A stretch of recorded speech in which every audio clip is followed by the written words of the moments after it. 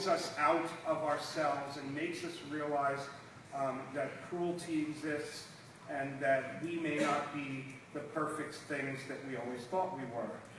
I call this primal failure, and it tends, for the purposes of world building, for the purpose of creating our own personal mythologies and our fictional ones, it tends to set the stage. Because we're given this evidence and make this decision on that day that scripts the rest of our lives, and it starts to build kind of a pile of bullshit on our backs. We make that decision, and often it is a decision based on inexperience. It's a decision based on something simple, a binary. If this happened to me, I never ever want it to happen again, so I'm going to behave differently. I'm not going to be myself anymore. I'm going to change the way I am to avoid this happening again. And that decision often throws us on a kind of downward spiral. For me, the issue was certainly being bullied, being told that I was different. There was a divorce. Had to be my fault, and so forth. So this led to this kind of isolated, lonely existence. But around the time that I got to that student union, around the time that I was publishing Gateways, this vision for creating story worlds that can connect me emotionally with people began to kind of coalesce.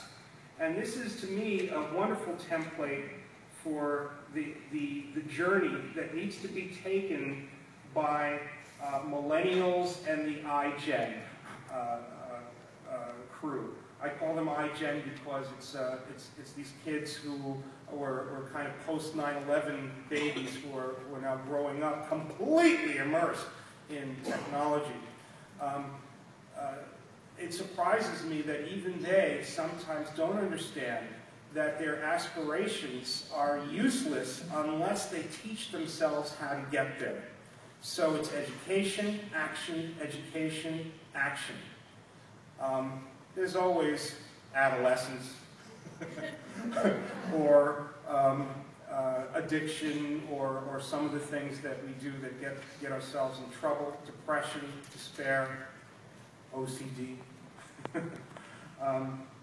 But if you're telling a good story, there's a way out of it, again, through that ladder.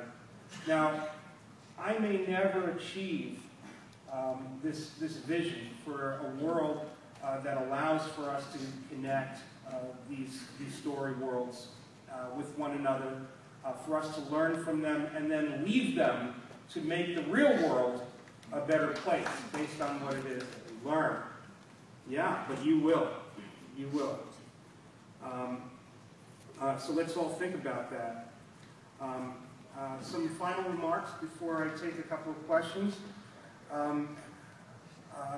One of the reasons why I'm able to think in ways that bring story worlds to life on other media platforms, maybe you can benefit from this, is that I had naughty players. These guys weren't the eggheads who were mapping out the dungeon and figuring out how to dismantle the trap. These were dudes who said, story world, free for all, I'm going that way. So I had to take my little script, bunch it up into a ball, and hurl it over my shoulder. Because they were going to a part of my Dungeons & Dragons world that I hadn't even thought about. I had to be fast because they were testing me. They were seeing if there were borders that I was going to assert on them to force them to do what I wanted them to do. So I had to be clever and lay down the railroad tracks just in front of this locomotive of beaver fur-collared Dungeons and Dragons players. And what happened was that I began to develop a rich system. Somehow, because I didn't want to be alone, my imagination went into overdrive, and I convinced them that this world was real, that I had it mapped out to the tiniest hectare all around the world. It wasn't true, because I'm not that kind of person, and neither are most of you, who will create the ecosystems of whole planets and know what every blade of grass is like, and how the economic system on the world works, and so forth. I mean, all of that's wonderful. I love it myself, but not all of us are about that. So what I had to concentrate on was engagement. You're going here, but you're going to learn a little bit about my mythology and the heroes of this world and the villains, but you're also going to learn a little bit about you. You're going to see a little bit about yourself in where you're going. So I was taking that knowledge. It could be as specific as a certain kid's aspiration or fantasy, or as general as the fantasies and aspirations of all of us, and lay that into the narrative as they moved, no matter where they went. So that sometimes, if I got tired and the backgrounds were a little flimsy, they still were experiencing something powerful because they were seeing themselves in the system. This is what we enjoy in these two different kinds of worlds that I'm talking about. The novelistic world, where it's focused on story and character, or the epic world that we can think about, which is focused a little bit more on grand events and the unfolding of huge historic elements. Now, there's some bleed between the two, but these are things to think about in terms of laying out your story world. All the while, you need to remember what it is that you're communicating. It needs to be simple as one sentence, a message that you are giving to someone that is aspirational, that if they somehow ingested it, embraced it, and made it a part of themselves, that it would be something that lifts them up. Okay? That's the kind of message you need to think about. And then you play theme and variation. You're not hammering them over the head with the same message as they move into these different pieces of content. You're shining different lights on them, throwing them into different kinds of relief. When you're doing this on multiple platforms, you have to make sure that each piece of that story world is in itself a capsule. I'm talking about broad popular content, not experimental content, and not artistic content that is very small and self-contained. But for popular content, for now, each piece of the narrative needs to have a great experience unto itself, a beginning, middle, and end, if you will, that contains something important, something enlightening, something delightful, something engaging, but also something that comments on the driving platform, the narrative, where the narrative takes place that most people are exposed to. It must feel whole and potent, like a brief moment in a symphony.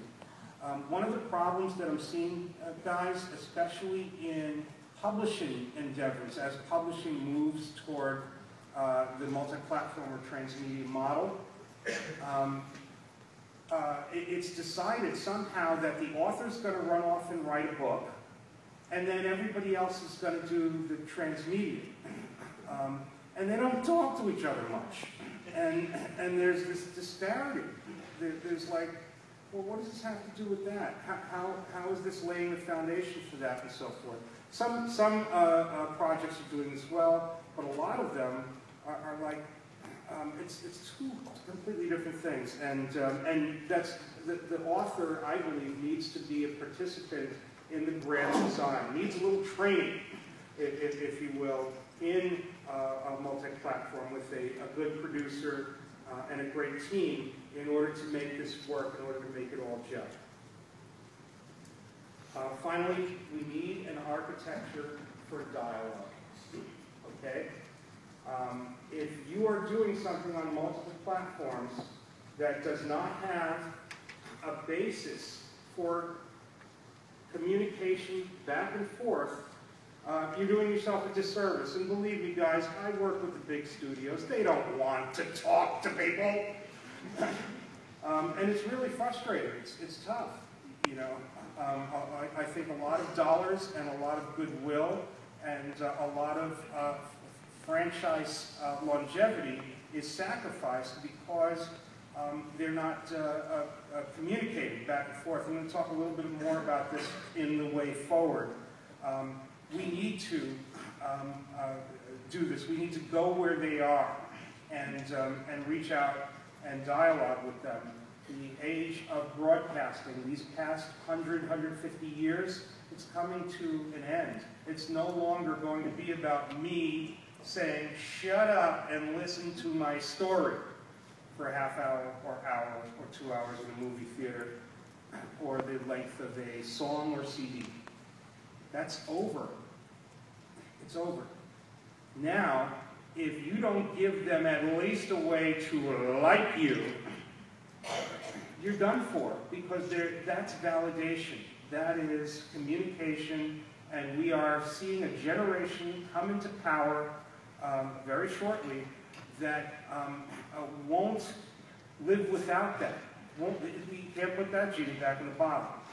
So you've got to build that architecture in there and be open to it. It could be as simple as a Facebook page, but I am promoting us to think about more rich and more complex ways for us to interact with one another in communal storytelling, which I think is going to be one of the next great frontiers in generating our mythologies.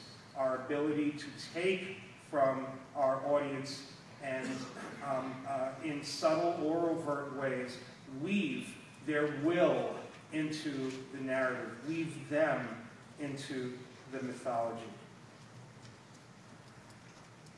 Every one of us here has a story world in our hearts. It may be borrowed from someone else, but I think there are a lot of brand new, original ones right in this room. We all have them. We just need to remember that these are not synthetic things that we build to surround ourselves and cushion ourselves with and protect ourselves from life with. There are ways for us to connect with one another and to teach each other some of the most important and fundamental lessons in life, to remind ourselves that it is possible for an oppressed people to become free, that it is possible for people under duress because of horrible crime to decide, you know what, we're going to tell a different story, and we're going to manifest that story in our society and free ourselves from this crime. We create worlds, guys. Thank you.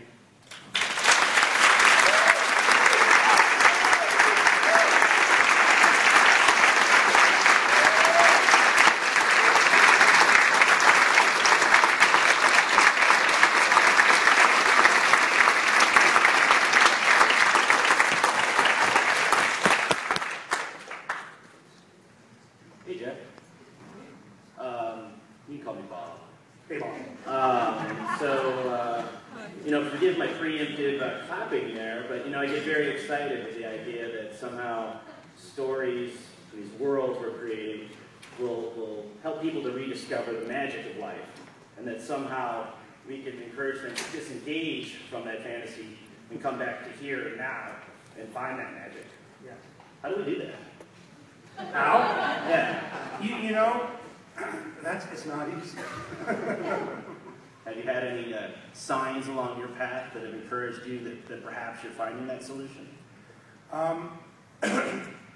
one of the most frustrating things to me, I'm going to be very honest, frustrating things to me about my games, about all that time that I spent with dozens of people over the course of years, was that I thought I was teaching them the way that I was teaching myself. I'm going to create this complex, difficult, emotionally frightening scenario for us around this table. And when it's over, we're going to go out and be able to get girlfriends. And it didn't happen. For a lot of people, it was, they wanted to stay there, you know, and that's true to this day. I mean, even, you know, there are sports fanatics that's all they want to talk about, and so forth, and they don't live very real lives either, in my opinion. But this is, to me, the power of what I call transmedia narrative, because if you create an infrastructure for dialogue, if we can talk about the story in addition to being in the story, we can do things that impact the real world. We can teach ourselves to impact the real world. Look at those Potter guys who are like raising millions of dollars for causes all around the world. You know, you would think that all they want to do is count how many potions they have. But no, they're impacting one another. They're getting married. They're reaching out. That's what this infrastructure can do that maybe I couldn't do playing Dungeons and Dragons because I wasn't a terribly good therapist. Okay? Thank you. Hey, Jeff. Hey. I wanted to know if you could say something about the role of myth in the digital age, maybe compared to other times in history and the nature of myth today. Thank you. That's a great question. First of all, I think that the storyteller, him or herself, is transforming. I think that even some of the so-called big storytellers in Hollywood are becoming aware that it pays to enlarge the canvas, to include different screens, different media platform, inclusive of traditional media like theater and other kinds of venues.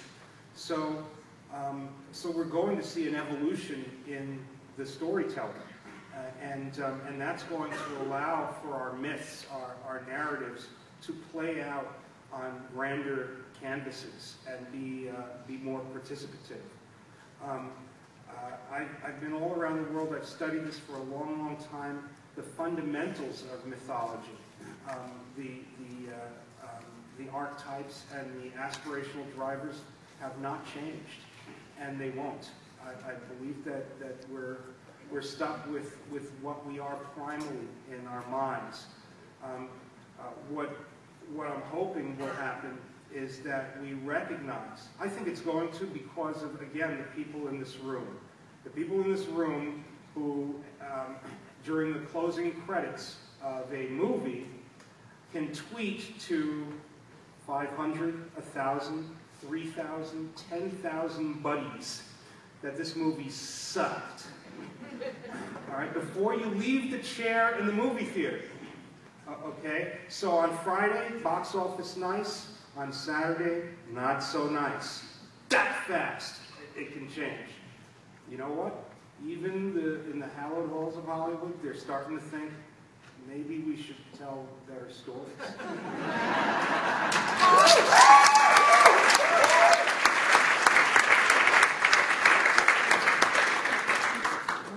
Jeff, I'm not a storyteller, so I feel a little out of the scene here. Oh, yes, you are. But what yeah, I can tell a story, but that's another story.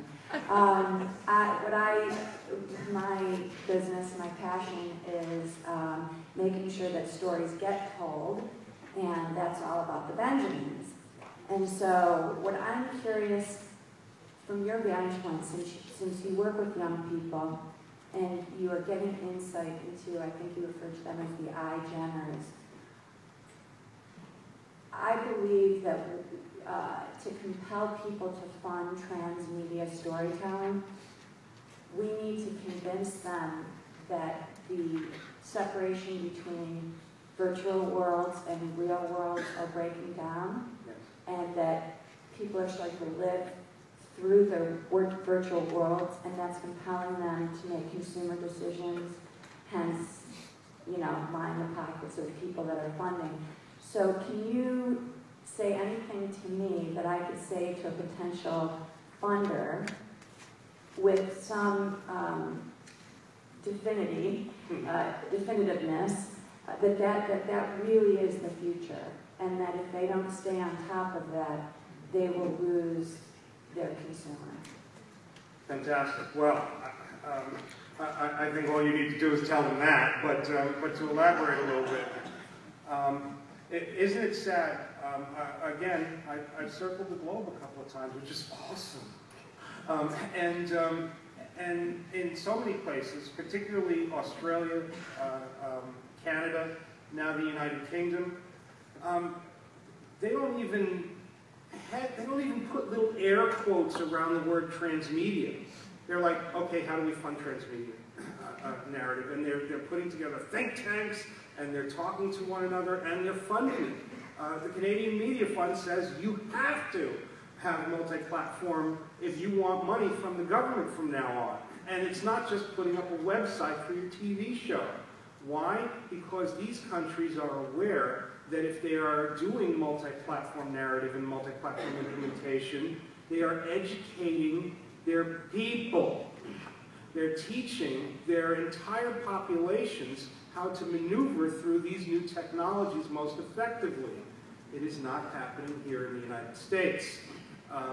And I know that there are people who are working toward fixing that, but it basically, you know, my best advice when you're confronting people with lots of money, who somehow seem to be the very same people who have no clue what we're talking about,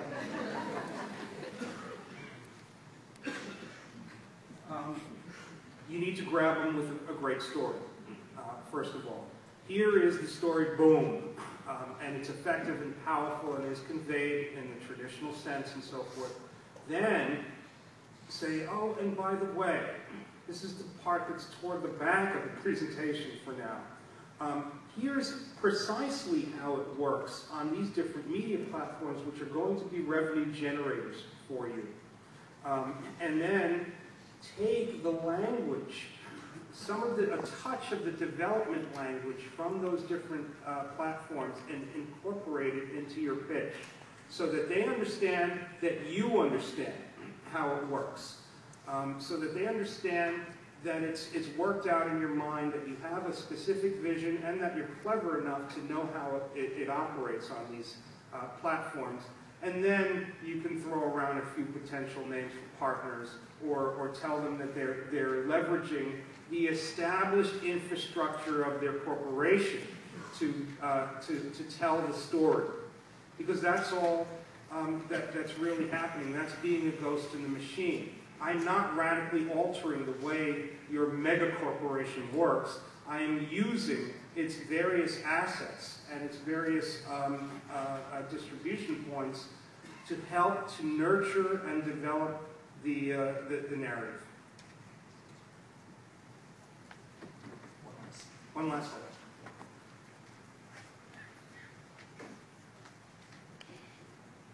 Thank you so much for everything you just have said.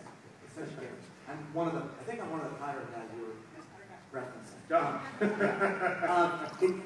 And I want to know what you think. It seems like there is this wonderful story that's kind of horrific that's being played out right now in our world. And it was best exemplified to me in 2008, December of 2008. You had two major icons that emerged. One is Obama, the icon, not the president, but the icon, who comes across as the global citizen in every way, shape, and form, and wants to go for this measured listening.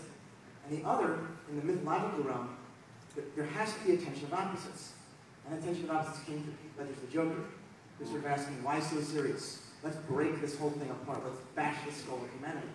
And it seems like we've got this myth going on right now about this emerging global citizen. At the same time that we have that, we have the tension of opposites, of fundamentalists, whether it's Sarah Palin, or whether it's Bin Laden, or whether it's whoever it is coming across, and they're playing a role of the needed villain in a story. And that's almost necessary in some bizarre fashion. So I'm wondering what you think about this and how Transmedia can work to make this global citizen story, where the global citizens win in this battle. Oh, is that all?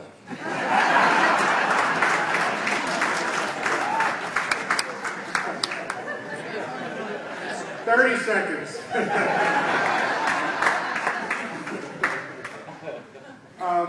There's plenty to talk about there, but I think it boils down to this.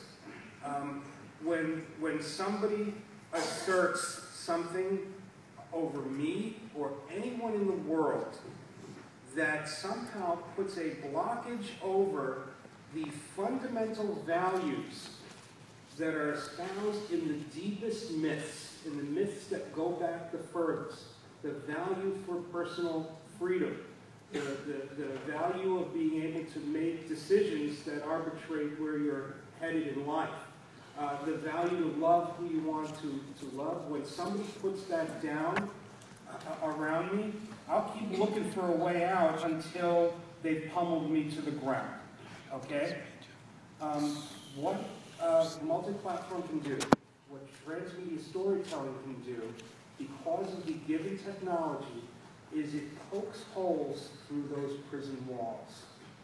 And you know what? The first thing that we see is light, and then we crawl up to it and we look at Britney Spears, and we freak out, and it's horrible, and it's evil out there, and so forth. But you know what? We go back for a second look. And then we start learning from what's through that hole. And we start telling one another about it, and then we start getting pissed off. And then we start standing up and poking more holes, even if it's with an old mimeograph machine. It doesn't have to be a mobile phone. It doesn't have to be the internet. It's your mother-in-law on a mimeo. And that is a big, big change. That is a big difference, and you're going to see more and more of it. Okay? All right.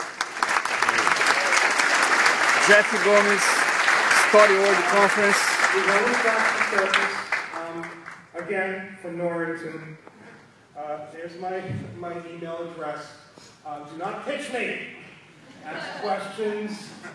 Jeff I will Gomez help where I can, at StoryWorld Conference. The Twitter is Era Transmedia. @Jeff_Gomez. It's Not here. Jeff Gomez. That guy is really Do you like? Send a tweet to So, Rodrigo Arnaud. and Facebook See you. is Starlight Runner Entertainment. Muito obrigado, Grupo Era Transmedia São Paulo. I- Eu amo I'll vocês. arrange with Dallas and do what we can. Oh, can I just say one thing?